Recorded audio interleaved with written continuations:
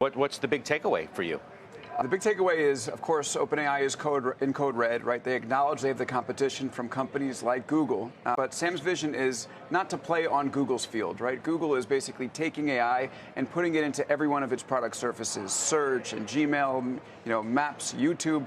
For Sam, the idea is the AI moment right now is going to change the way we use software. He's talking about AI native software versus bolting this on to existing programs, and he wants to get users in first and keep them, and that's how he thinks he's going to win. You've given us a couple of clips here. I want to play the first one where he addresses the competition with Google head on. Let's listen. Google is still a huge threat, extremely powerful company. If Google had really decided to take us seriously in 2023, let's say, we would have been in a really bad place.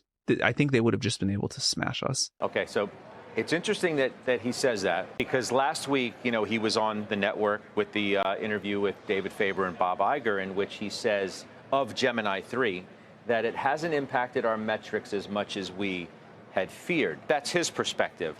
I had Sung Cho from Goldman Sachs on this program the other day. He's the co-head of public tech investing at Goldman Sachs. He says that Google has taken the lead in the eye of investors over OpenAI, that they have leaped over Open. What do you think? Well, here's the perspective of OpenAI. And Sam made this very clear. He said AI, in a way, is like a brand of toothpaste.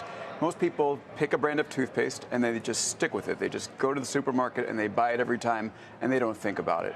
ChatGPT has 800 million, maybe getting close to 900 million users. It's leading on time spent, according to some independent reports. So what he's saying is, I want to get people in the door first, show them what we can do, and build personalization, right? Memory for him, learning who you are, remembering who you are, and then building personalized experience for you is something that he says is unbelievably sticky. So if he can get people in the door first, and he has to fight for every user in a way that Google doesn't, because Google can just push it. But if he can get people in the door first to ChatGPT, he thinks he'll be able to hold on to them for a long time.